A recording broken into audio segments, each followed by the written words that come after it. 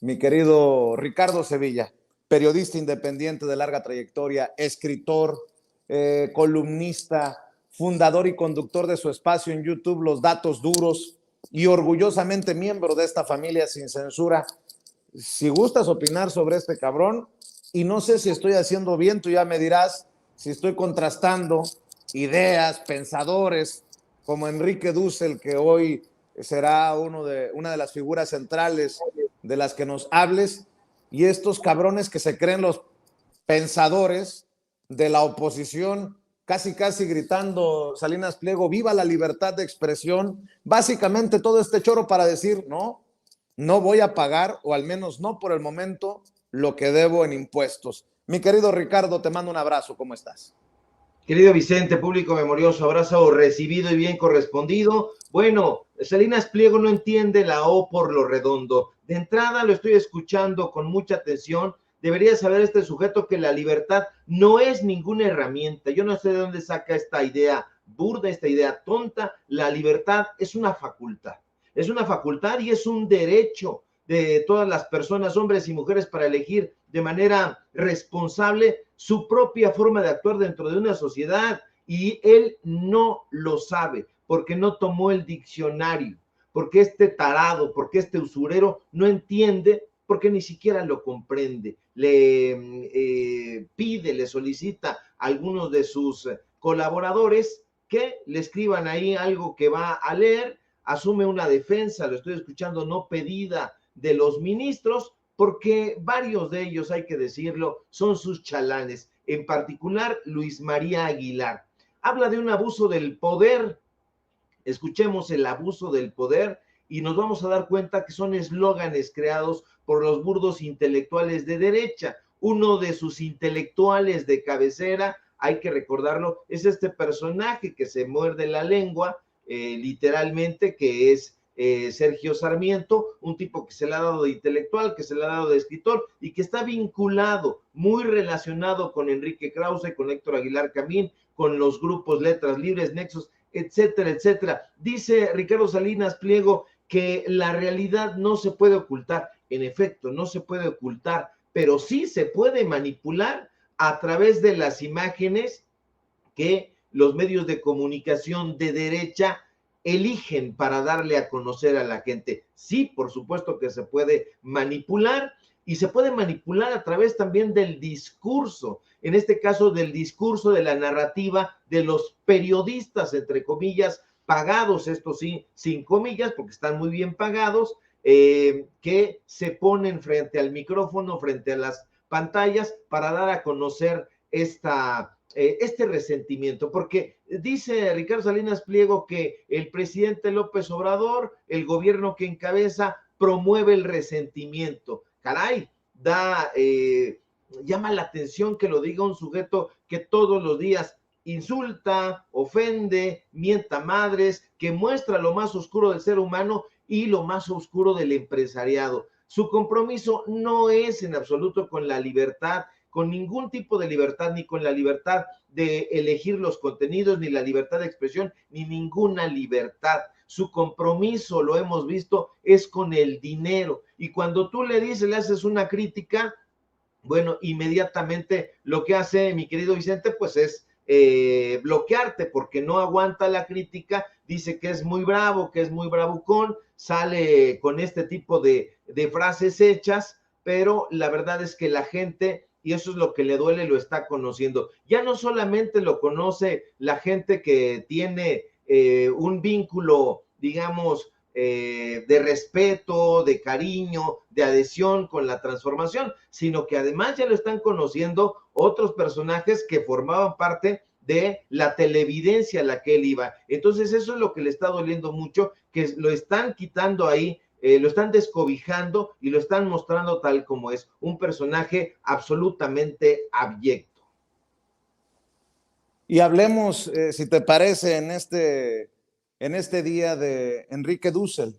El presidente muestra su luto, su respeto por Enrique Dussel, uno de los grandes pensadores de esta cuarta transformación, nacido en Argentina, nacionalizado mexicano, y quien sin duda deja un sello en su país adoptivo, mi querido Ricardo Sevilla.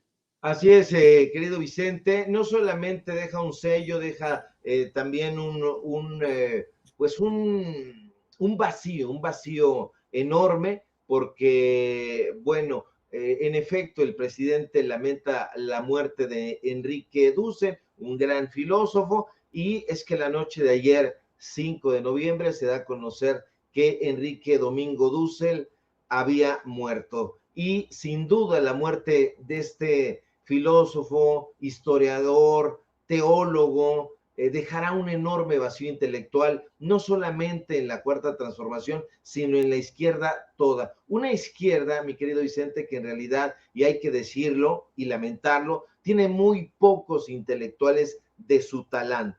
Cabe destacar para aquellos que no conozcan la obra y vida de Dussel, que durante la dictadura argentina fue acusado de ser marxista e incluso fue amenazado de muerte en incontables ocasiones. Tanto era la ojeriza y animadversión contra Dussel y los pensadores de izquierda en Argentina que un año antes de que su servidor naciera en 1973, Dussel sufrió un atentado con bomba en su propia casa. 2 años después tuvo que terminar exiliado aquí en México. La persecución desde luego era persistente, radical, feroz, aquí en nuestro país, que siempre ha abierto sus puertas a intelectuales, artistas, a pensadores de izquierda. Enrique Dussel logró encontrar trabajo como profesor del Departamento de Filosofía en la UAM, concretamente en la UAM Iztapalapa y en la UNAM, muchos años antes de que la UNAM estuviera derechizada y donde los alumnos, las alumnas, por cierto, lo querían y respetaban muchísimo.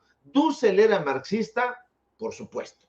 Por supuesto. De hecho, la gran fuente de inspiración para Dussel fue Karl Marx. De ahí parte para escribir su filosofía política. No es gratuito que la dicotomía centro-periferia que él estableció estuviera notoriamente influida por la dicotomía burguesía proletariado trazada por Marx. Y yendo un poco más allá, es importante decir que Dussel pensaba que la violencia sufrida en los países de la periferia, como los denominó, era el resultado de las violencias económica y colonial que se ejercieron por parte de los países del centro. ¿Dónde estaban esos países del centro? En Europa.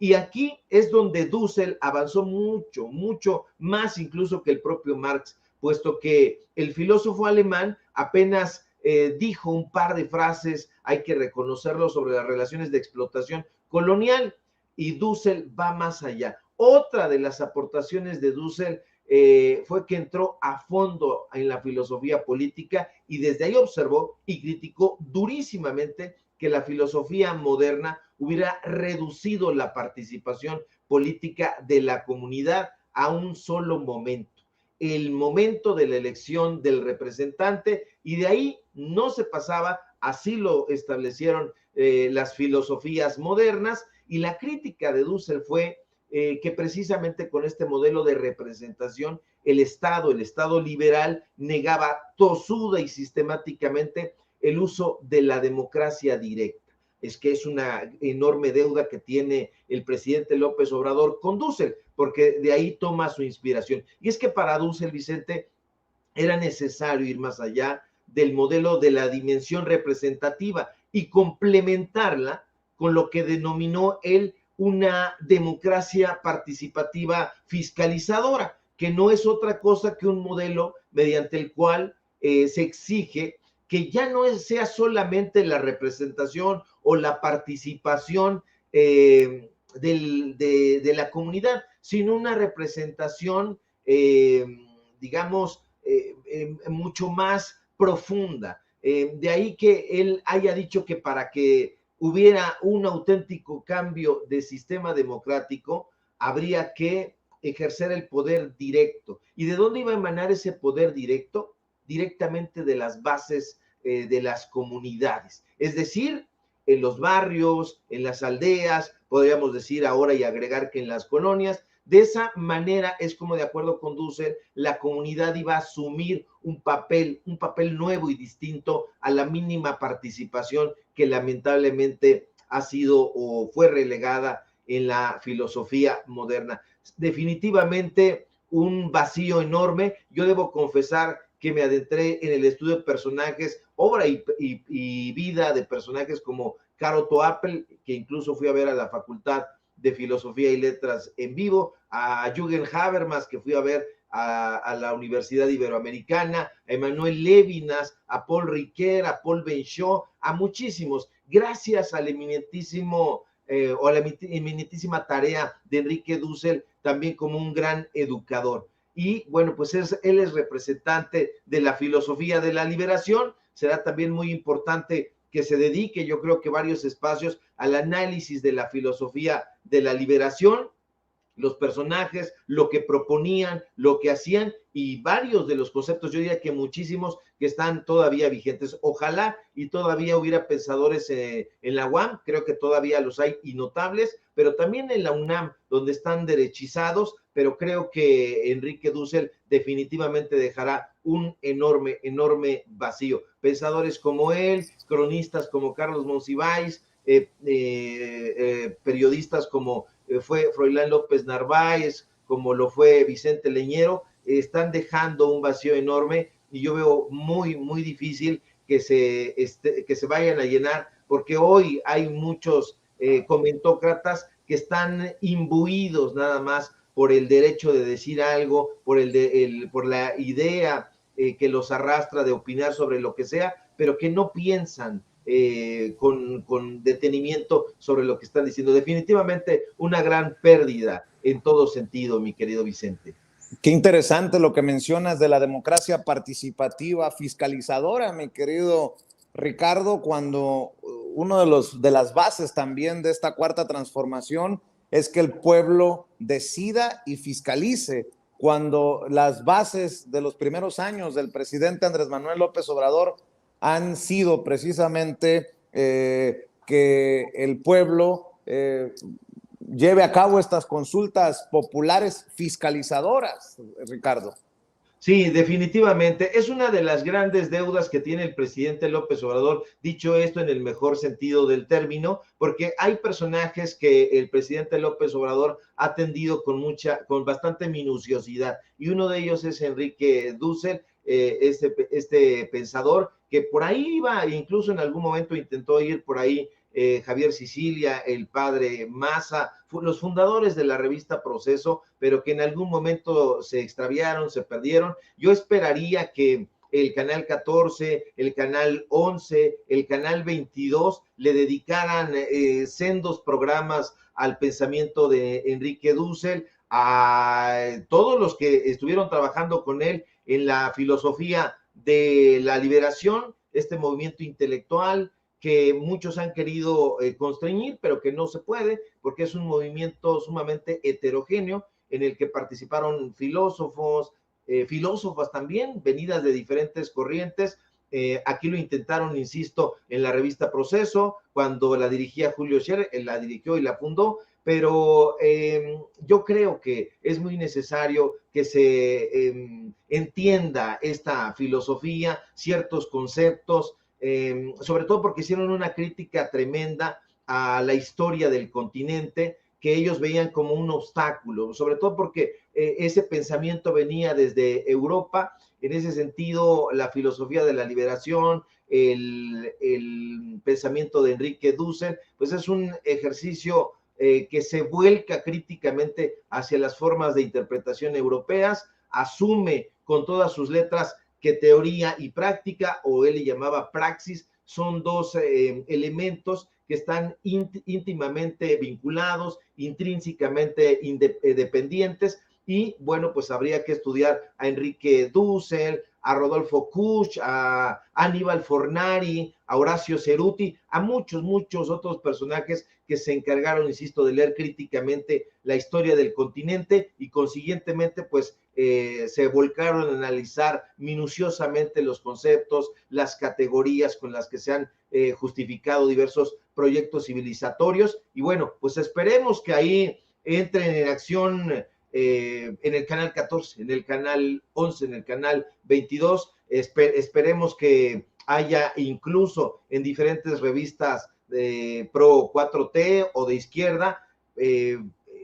Yo pediría como un lector, pues un especial, como los que hacen en el periódico en la jornada semanal, un especial sobre el pensamiento de Enrique Dussel desde diferentes perspectivas. Esperemos que así ocurra. Por lo pronto, ya les estamos ganando, como siempre, la nota y el análisis a estos medios que están echados sobre sus laureles. Pero bueno, en la derecha yo creo, veo muy difícil que vayan a hacer un programa en el canal 40, en la mesa de Leo Zuckerman. Yo eso lo veo muy difícil, aunque deberían, mi querido Vicente.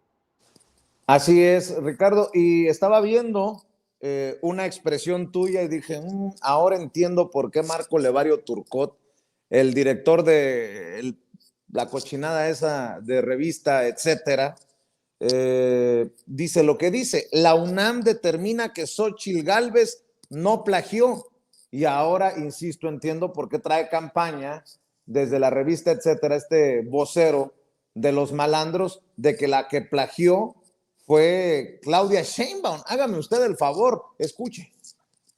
Como una política. A pesar de que el viernes 3 de noviembre las autoridades universitarias la exoneraron del plagio en el que ella incurrió al elaborar la tesis de licenciatura, este plagio permanece y será una impronta en su propia carrera.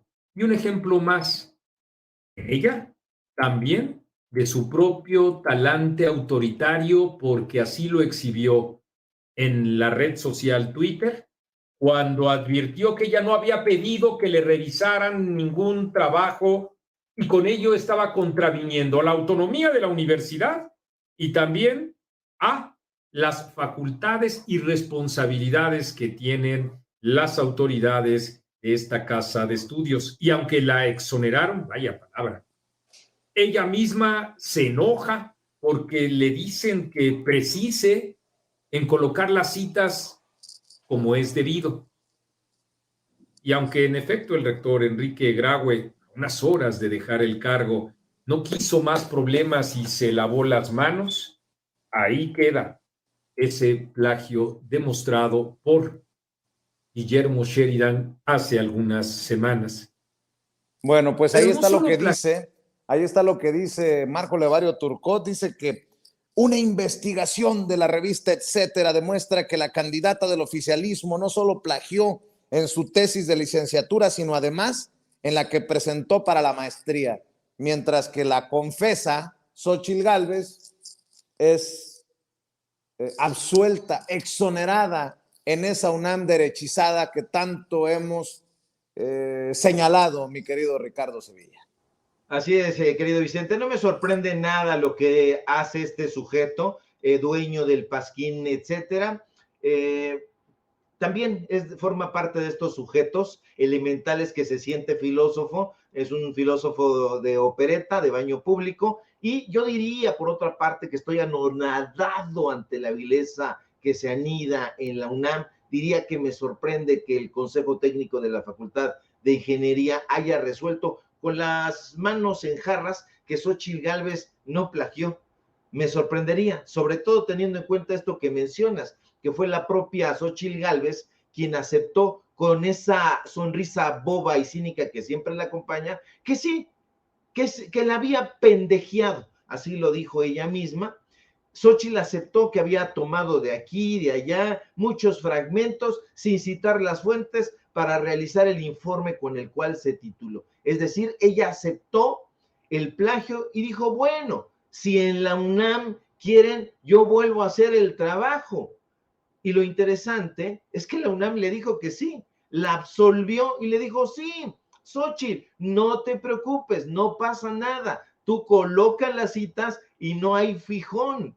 Carajo, lo interesante es que nadie en la derecha se indignó. Guillermo Sheridan no escribió ninguna columna en el Universal al respecto, no publicó nada en Latinus, rasgándose las vestiduras, ni alzando la voz ante el plagio de Gálvez. Tampoco se indignaron Héctor Aguilar Camín, ni Enrique Krause, ni nadie de las huestes de Nexos y Letras Libres, que se indignaron muchísimo cuando el supuesto plagio de la ministra Yasmín Esquivel.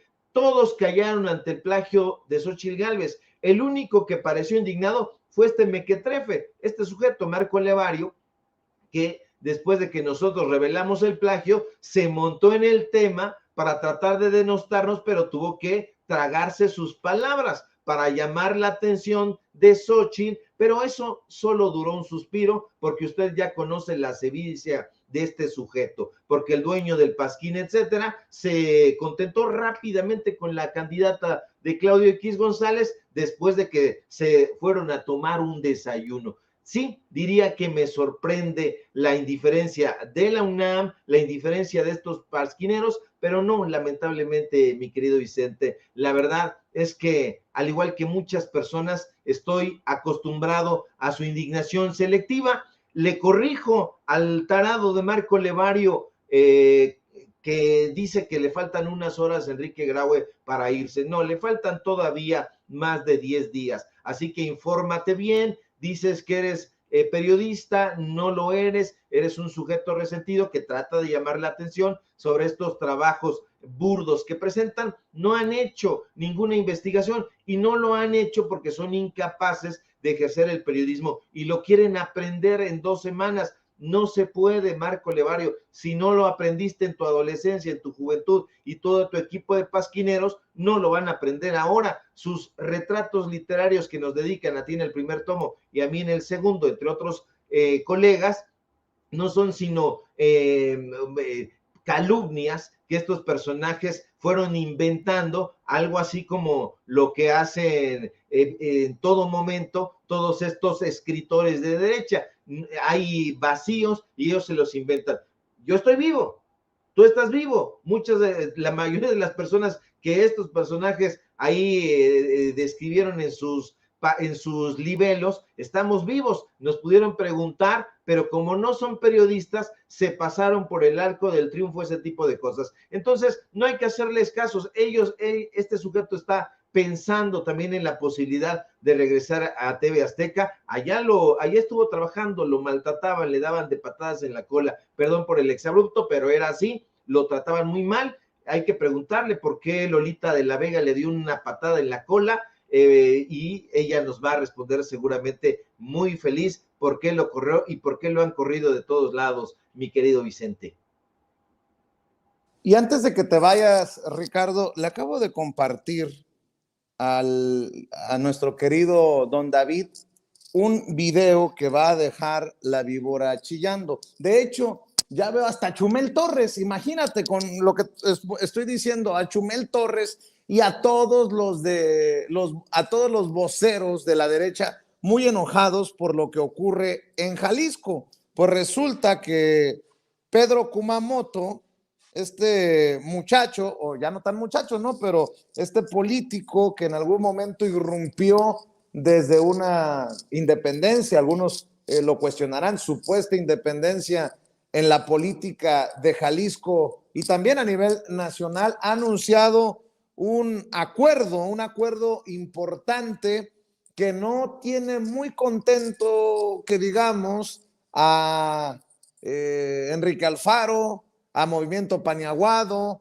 ni siquiera a Claudio X González y a los del PRIANREDE. Vean y escuchen. Por eso, en conjunto decidimos que futuro no podíamos quedarnos de brazos cruzados mientras la política alfanista y de los gobiernos naranjas le siguen robando el futuro a las siguientes generaciones. En la militancia de futuro llegamos también a un consenso, y es de que si para lograr este cambio había que dialogar con otras fuerzas políticas, lo íbamos a hacer siempre y cuando existiera una coincidencia en nuestra razón de hacer política, una agenda que fuera con nuestras luchas. A partir de eso, tomamos la decisión de construir un proyecto de cambio para el Estado de Jalisco con la única fuerza política que encontramos coincidencias para establecer una agenda en común por los derechos de las personas. Por este motivo, el día de hoy anunciamos nuestra coalición con Morena, PT, Verde y Hagamos. Hoy anunciamos que haremos un gran movimiento que dé por una vez por todas que le puedan poner fin a los gobiernos naranjas y que nos permita sacar adelante en el Congreso de Jalisco reformas por el derecho a decidir, por el derecho a la vivienda, por el derecho al agua para las siguientes generaciones, por los derechos de las víctimas, por un nuevo modelo de seguridad y otras muchas reformas que Movimiento Ciudadano ha detenido con todas sus fuerzas. Vamos a dar la lucha y vamos a ganar Zapopan. ¿Cómo ves, mi querido Ricardo Sevilla? Con justa razón están que echan espuma por la boca los de la derecha, luego del anuncio de que Futuro de Pedro Kumamoto se une a la coalición Juntos Hacemos Historia en Jalisco, con Morena, PT y Verde, para buscar sacar a Movimiento Ciudadano. Y creo que es una noticia para analizar a futuro, Ricardo Sevilla. Sí, hay muchas críticas en torno a esta decisión de Kumamoto. Yo creo que quien hace esas críticas elementales entre blanco y negro no ha entendido entonces muy bien la política. La política se trata de eso, de hacer acuerdos. La política se trata no de llegar al poder, sino traer una propuesta. Me parece que la propuesta de Pedro Kumamoto fue muy interesante desde hace tiempo. Fue por el lado de la independencia, logró vencer allá en el estado de Jalisco a las fuerzas políticas que pues estaban anegándolo todo. Creo que ahora él ha visto algo ahí en el Movimiento de Regeneración Nacional que lo ha traído. Se puede criticar las formas, se puede criticar la forma de hacer política, habrá quien le llame chapulín, habrá quien lo reciba con los brazos abiertos, pero sin duda serán más las personas que se alegren. ¿Por qué? Pues porque la idea es sacar a Movimiento Ciudadano, la idea es sacar a personajes como Alfaro, a personajes del PAN, porque Movimiento Ciudadano no es otra cosa que el PAN naranja. Ahora, lo que me ha sorprendido mucho, no es solamente lo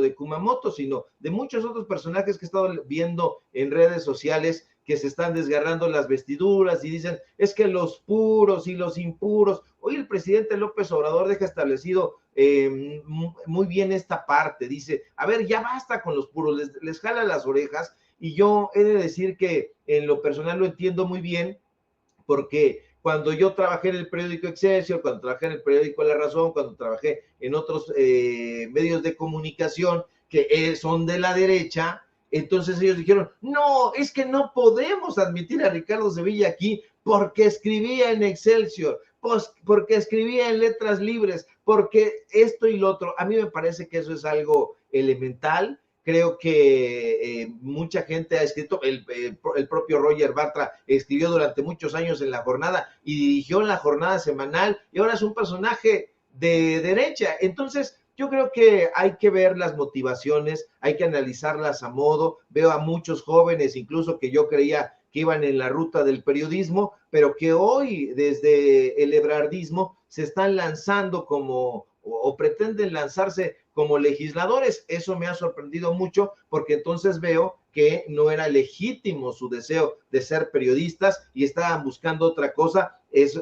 un tema que también habría que analizar a profundidad. Yo estoy en desacuerdo con chapulines, con plurinominales, con personajes que han demostrado ser lesivos al pueblo de México y que van a engrosar las filas de un movimiento que definitivamente tiene todas las de ganar. Pero en cada caso habría que analizar meticulosamente si se va a aportar o si se va a desacreditar. Por ejemplo, el clavadista Rommel Pacheco, pues es uno de los personajes que le van a manchar un poco esa parte del movimiento, pero habrá otros que sí van a sumar. Entonces creo que no se les puede poner en la misma olla, habrá que analizar a cada uno de los perfiles que se quieren integrar y que sí pueden aportar. Y bueno, la idea es sacar a la derecha, esta derecha terrible que ha gobernado en diferentes estados y en particular lo de Kumamoto. No me parece sorpresivo, habrá que analizarlo con detenimiento, mi querido Vicente.